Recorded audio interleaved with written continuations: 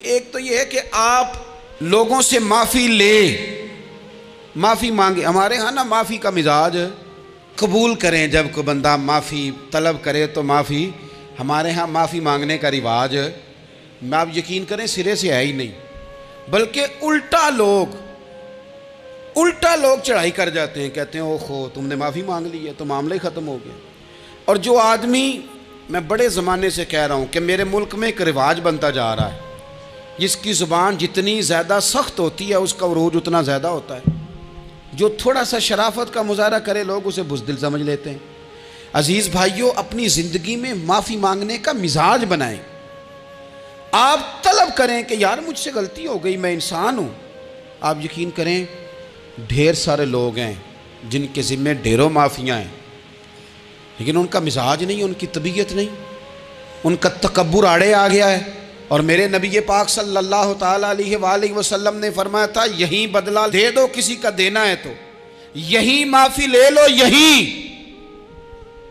ورنہ فرمایا یاد رکھنا قیامت کے دن تو اس طرح ہوگا کہ اگر سینگ والی بکری نے بغیر سینگ والی بکری کو مارا ہوگا اسے بھی قیامت میں بدلہ دینا پڑے گا.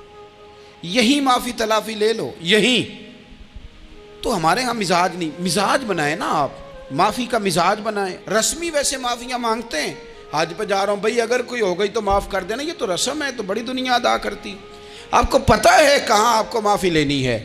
تو جہاں جہاں اس طرح کے معاملات ہیں وہاں آپ کلیئر کریں. صحیح بخاری میں حدیث ہے حضرت ابو ذر غفاری سے، جب کسی نے کہا کہ آپ نے اسی طرح کے کپڑے خود پہنے ہیں جس طرح کہ آپ کے غلام نے پہنے، یہ کیا معاملہ ہے؟ تو فرمانے لگے، اعلانیہ خود بتانے لگے، فرمانے لگے مجھ سے ایک دفعہ غلطی ہو گئی تھی، میں نے ایک غلام کو جھڑک دیا تھا تو نبی پاک نے مجھے تنبیہ فرمائی، تو میں نے اس غلام سے معافی بھی مانگی، اور اس دن سے لے کر آج تک میں جس طرح کا خود لباس پہنتا ہوں اسی طرح کا اپنے غلام کو پہناتا ہوں. تو وہ خود بیان کر رہے ہیں، وہ لوگ اظہار کر رہے ہیں کہ ہم نے یہاں نبی پاک علیہ الصلوۃ والسلام کے تنبیہ کرنے پر ہم نے اپنے غلام سے، خادم سے یا کسی غلام سے معافی مانگی. تو معافی مانگنے سے بندے کا قد کبھی چھوٹا ہوتا ہے؟ میرے نبی پاک علیہ السلام نے فرمایا جو معافی مانگ لے اللہ تو اس کی عزت میں اضافہ کر دیا کرتا ہے. تو اس لیے ایک تو جہاں یہ معاملہ ہے وہاں، اور دوسری جو آیت میں نے تلاوت کی اس میں اللہ کہتا ہے کہ غصہ پی بھی جاؤ، معافی مانگو بھی اور معاف کر بھی دو. والکاظمین الغیظ والعافین عن الناس، فرمایا وہ لوگ جو غصہ پی جاتے ہیں اور لوگوں سے درگزر کرتے ہیں، لوگوں سے درگزر کرتے ہیں. واللہ یحب المحسنین، اللہ ان احسان کرنے والوں سے محبت فرماتا ہے، ان سے اللہ پیار کرتا ہے. تو رب فرماتا ہے جو غصہ پی جاتے ہیں والعافین عن الناس، اور لوگوں سے درگزر کرتے ہیں. ایک تو معافی مانگے اور دوسرا معاف کر بھی دیں. اگر دل میں کوئی بات ہو تو معاف، ہر روز لوگوں کو معاف کر کے سویا کریں. پہلے تو اس طرح کا کوئی کام ہی نہ کریں. ایک شخص نے جملہ کہا تھا، لکھا تھا، کمال لکھا تھا، اس نے کہا تھا کبھی ایسا کوئی کام نہ کرنا کہ کوئی تمہاری وجہ سے جا کے رب کے سامنے رونا شروع کر دے. ایسا کوئی کام نہ کرنا کہ کوئی بندہ تمہاری شکایتیں اللہ رسول کو لگائے. اس طرح کا کبھی کام نہ کرنا کہ وہ تڑپ اٹھے اور کہے اب تمہارا شکوہ میں نے وہیں کرنا ہے. کچھ لوگوں کی شکایتیں کرنی پڑتی ہیں اللہ رسول کی بارگاہ میں بھی، اپنے مشائخ کی بارگاہ میں کر دیتے ہیں. بعض اوقات انسان وہ بے بسی کے عالم میں کرے یا بہت زیادہ تکلیف اسے سہنی پڑے تو تب کرے، ہو جاتا ہے. تو ایک تو ایسا کریں نا، اور کوشش کریں لوگوں کو معاف کر دیں، اپنے دل سے چیزیں نکال دیں.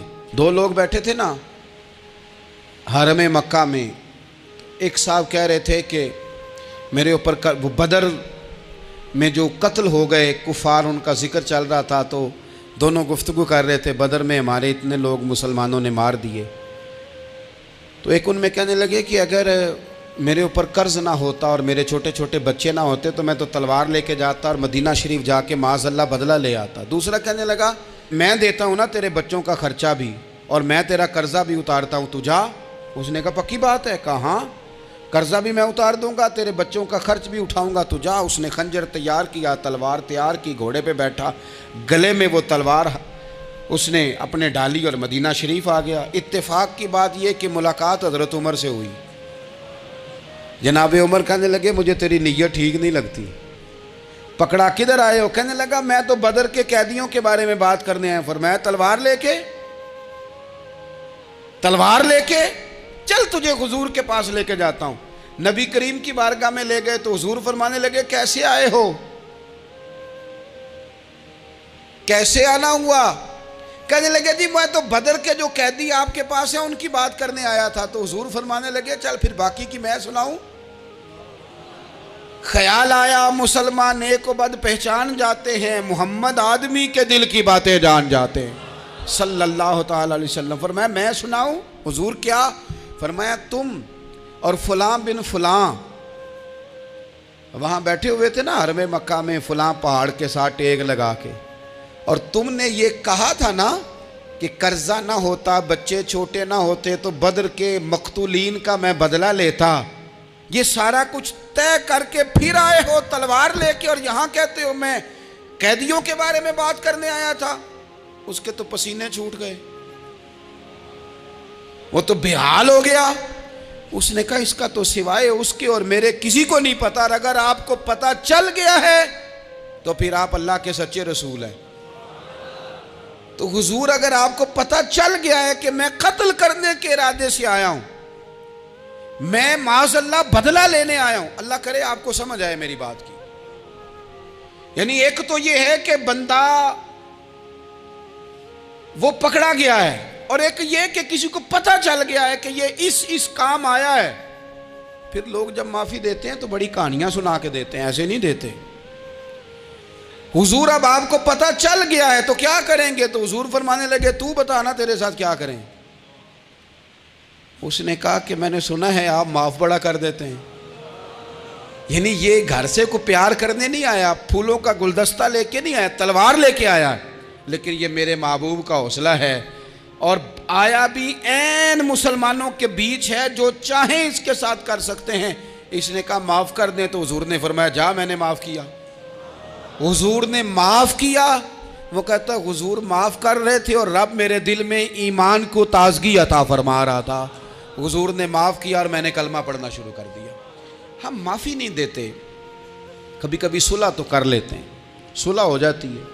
پنچایت میں صلح ہو گئی، پھر لڑائی ہوئی، پھر بات شروع سے شروع ہو گئی کیونکہ ہم نے معافی، پھر وہ بات شروع ہو گئی 1955 سے. تو بھی آکھیا سی، تو اے بھی کیتا سی، وہ بننے والی گل یاد ہی، او بس کر یار، کچھ بھولیں بھی تو. بچے پتہ کیوں خوش رہتے ہیں؟ آپ کو پتہ ہے بچے کیوں خوش رہتے ہیں؟ بچوں کو بات بھول جاتی ہے. اس لیے بچے، اماں نے ادھر 2 تھپڑ مارے 3-4 منٹ پہلے، اور اگلے 5 منٹ میں اماں نے پھر ماتھے کا بوسہ لیا تو بھول گئی بات. اللہ کرے کوئی تھوڑے تھوڑے بچے بھی بن جائیں. یہ جو بہتے سیانے ہیں نا، ان کا بھی اللہ ہی حافظ ہے. عقل زیادہ آ گئی ہے نا. اس لیے اقبال جیسے لوگوں نے کہا تھا خرد کی گتھیاں سلجھا چکا ہوں، یا رب مجھے صاحب جنوں کر دے، صاحب جنوں کر دے، صاحب اللہ کوئی تھوڑا سا مجھے مجنون بھی بنا. یہ زیادہ عقل تو کسی کام کی رہی نہیں، پاگل کر دی، پاگل کر دی. بہت سارے لوگ ایسے ہیں زیادہ سمجھدار ہوتے ہیں، لہذا معافی دینے کو تیار ہے. معافی دیں. جب کوئی معافی کا مطالبہ کرے تو اسے معافی. سب سے مشکل کام ہوتا ہے لمبی لسٹ والے دشمن کو معاف کرنا. لسٹ جس کی لمبی ہو نا غلطیوں کی، ایک آدھ غلطی تو معافی ہو جاتی ہے. کچھ لوگوں کی لسٹ بھی بڑے کچھ عادی مجرم بھی ہوتے ہیں، لسٹ لمبی ہوتی ہے، ان کو معافی دینا بھی تھوڑا سا مشکل ہوتا ہے. لیکن کمال بھی یہ ہے کہ جس کی لسٹ لمبی ہو اسے یک جنبش قلم بندہ معاف کر دے. کو چھٹی ہو گئی، جا تجھے معاف کیا. اور یہ ہمیں کیوں کرنا چاہیے کہ میرا رب بھی ایسے کرتا ہے، میرا رب بھی ایسے، وہ گنواتا تو نہیں نا، یہ بھی کیا، یہ بھی کیا، یہ بھی کیا. حضور فرماتے ہیں، ذرا سننا حدیث. حضور فرماتے ہیں کچھ لوگوں پہ اللہ کرم کی چادر ڈال کے نا قیامت والے دن، یہاں بھی اس نے پردہ رکھا تھا تو وہاں بھی کرم کی چادر ان پہ ڈلے گی. تو اللہ فرمائے گا یہ گناہ کیے تو چھوٹے چھوٹے گناہ اس کے گنوائے جائیں گے. یہ اب وہ ڈرے گا، چونکہ پتہ تے سارا ہے نا سردار نو کیتیاں دا. اب وہ ڈرے گا، چھوٹے چھوٹے گناہ اس کے گنو، تو اس کا خیال ہے بڑے بڑے بھی نہ سامنے آ جائیں. چھوٹی چھوٹی غلطیاں اس کی گنوائی جا رہی ہیں، جو ڈر رہا ہے، کانپ رہا ہے.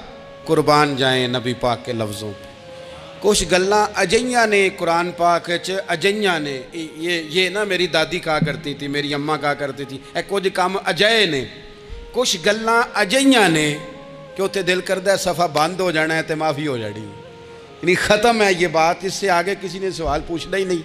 چھوٹے چھوٹے گناہوں کا اللہ تذکرہ فرمائیں، یہ کیا یہ کیا یہ کیا، یا اللہ ہو گیا۔ اب بندہ ڈر رہا ہے کہ بڑے بڑے بھی سامنے آ جائیں گے، لیکن چھوٹے گناہوں پہ ہی فل سٹاپ لگا کے نا تو رب فرمائے گا یہ جو تیرے گناہ ہیں نا اس کے بدلے تجھے نیکیاں دی جا رہی ہیں، تو نے سچی توبہ کی تھی تو ان گناہوں کو بدل کے نیکیاں بنایا جا رہی ہیں۔ پہلے ڈر رہا تھا، حضور فرماتے ہیں، اب فٹافٹ بول پڑا، کہنے لگا یا اللہ میں نے تو بڑے بڑے بھی کیے ہیں، یعنی اگر چھوٹوں کی نیکیاں بن گئی ہے تو وہ پاپ کدھر ہیں، بڑے بڑے وہ میرے کدھر ہیں۔ کریم یہ بات کر رہے ہیں اور صحابہ رو رہے ہیں، میں نے تو بڑے بڑے بھی کیے ہیں، بڑے بڑے کدھر ہیں۔ اللہ تعالیٰ بندوں کو معاف فرماتا ہے، رب اپنے بندوں کو وہ معاف کرتا ہے۔ اگر اللہ معاف نہ کرے تو جتنے جرم ہمارے رب کو ہمارا پتہ ہے، بتاؤ سویرے روٹی ملے، سانس ملے، شعور قائم رہے، جب مالک اتنا معاف کرتا ہے تو ہم اس کے بندوں کو کیوں نہیں معاف کرتے؟ کر دیں معاف۔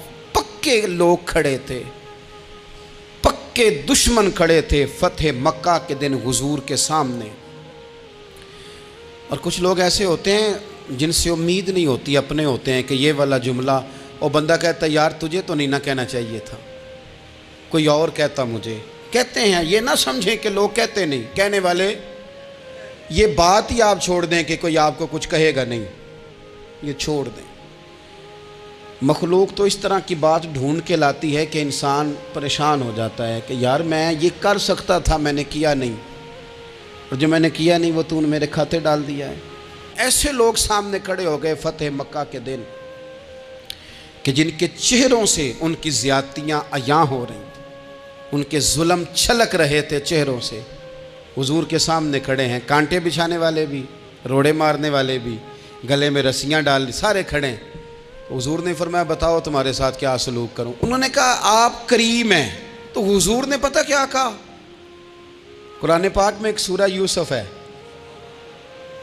کچھ لوگوں کو لفظ یہ قصہ بھی بڑا برا لگتا ہے، تو اللہ فرماتے ہیں نحن نقص علیک احسن القصص، محبوب ہم آپ کو ایک سونا قصہ سنانے لگے ہیں۔ اس کو اللہ نے قصہ کہا، سونا قصہ، سورہ یوسف کو۔ تو سورہ یوسف کیا ہے بھلا؟ ذرا انداز دیکھیے سورہ یوسف کا۔ پہلے حضرت یوسف لاڈلے ہیں باپ کے، لاڈلے، پھر اسی جناب یوسف کے منہ پہ تماچے ہیں، پھر وہی جناب یوسف کنویں میں ہیں، پھر کنویں سے بچ گئے، کنویں میں گرا بھی بندہ کبھی بچتا ہے، بچ گئے، اللہ کی شان ہو تو بچ جاتا ہے، بچ گئے۔ فرماتے ہیں میں نے سمجھا بچ گیا ہوں، جب بچ گیا تو بڑی تکلیف ہوئی۔ بھائیوں نے کہا ہمارا غلام ہے، ہم نے بیچنا ہے، سگے بھائیوں نے بیچا، جو باپ کی طرف سے سگے تھے بیچا۔ فرماتے ہیں میں بکا، اب بڑا پریشان تھا کہ یار کبھی آپ غور کریں نا کسی کا ریٹ لگ جائے۔ فرماتے ہیں اب بڑا پریشان تھا، اور جب میں مصر میں گیا تو میں کونے میں کھڑا ہوں اور لوگ مجھے خرید رہے ہیں۔ محبت میں یہ قصہ سنانا تو آسان ہے کہ بی بی اٹی لے کے آ گئی تھی، پر جو بیکرا ہے اس کا بھی تو حال دیکھو نا کیا ہے، اس کا ریٹ لگ رہا ہے، یہ بھی تو بڑی۔ اور جناب یوسف کہتے ہیں پھر عزیز مصر نے خرید لیا تو بادشاہ کے گھر گیا تو کچھ سکھ کا سانس آیا۔ یہ حضرت یوسف ہیں، یہ لاڈلے ہیں۔ فرماتے ہیں سکھ کا سانس لیا ہی تھا کہ جناب زلیخا نے الزام لگایا، اور وہ غلطی معاذ اللہ جس کا تصور بھی نہیں، اس کی پاداش میں سالوں جیل کاٹا۔ لیکن خدا کی حکمت ہے نا، اللہ کا کرم ہے نا، جس ملک کے وہ قیدی تھے رب نے اسی ملک کا حکمران بھی بنا دیا۔ یہ اللہ کی حکمت ہے نا، تقاضے ہیں نا۔ صبح کے تخت نشین شام کے مجرم ٹھہرے، ہم نے پل بھر میں نصیبوں کو بدلتے دیکھا، وہ جو چاہے جب چاہے کر دے۔